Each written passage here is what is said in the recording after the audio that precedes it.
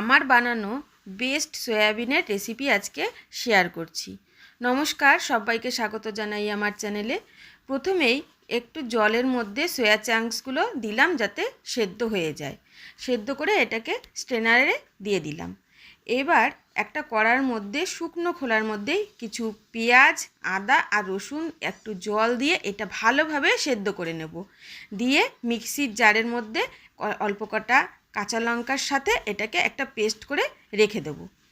এবার একটা কড়ার মধ্যে অল্প একটু সরষের তেল নিয়ে সেদ্ধ করা সয়া চাংসগুলো প্রথমে ভালো করে ভেজে নেব। ভেজে নিয়ে এটাকে রেখে দেবো। আবার কড়ার মধ্যে বেশ খানিকটা এবার সরষের তেল দিয়ে দেব। দিয়ে এবার প্রথমে ডুমো ডুমো করে কেটে রাখা আলুটা নুন হলুদ ছাড়াই ভেজে নেব। যদি কারোর পছন্দ না হয় আলুটা স্কিপ করেও যেতে পারেন। আলুটা তুলে নিয়ে এবার ওই তেলের মধ্যে একটু গোটা গরম মশলা ফোড়নে দিয়ে দিলাম। ফোড়ন হয়ে যাওয়ার পরে তার মধ্যে দিয়ে দিলাম সামান্য একটু হলুদ। এবার যে আগে থেকে মশলাটা তৈরি করে রেখেছিলাম সেই মশলাটা দিয়ে দিচ্ছি।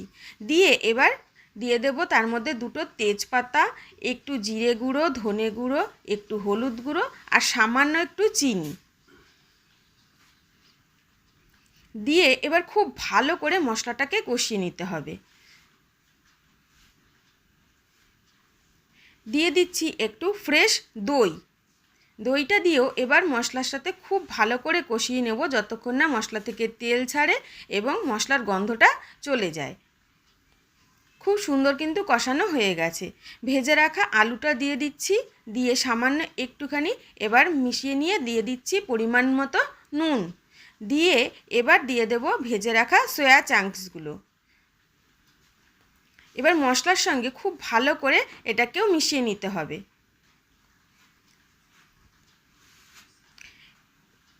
সব মেশানো হয়ে গেছে। এবার একটু গরম জল দিয়ে দিচ্ছি।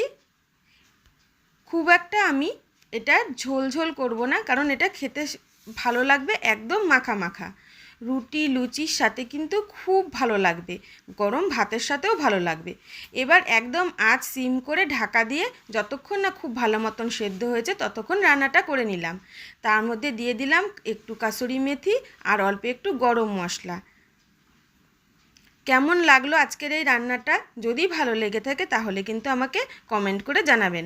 পুরো ভিডিওটি দেখার জন্য সকলকে অনেক অনেক ধন্যবাদ।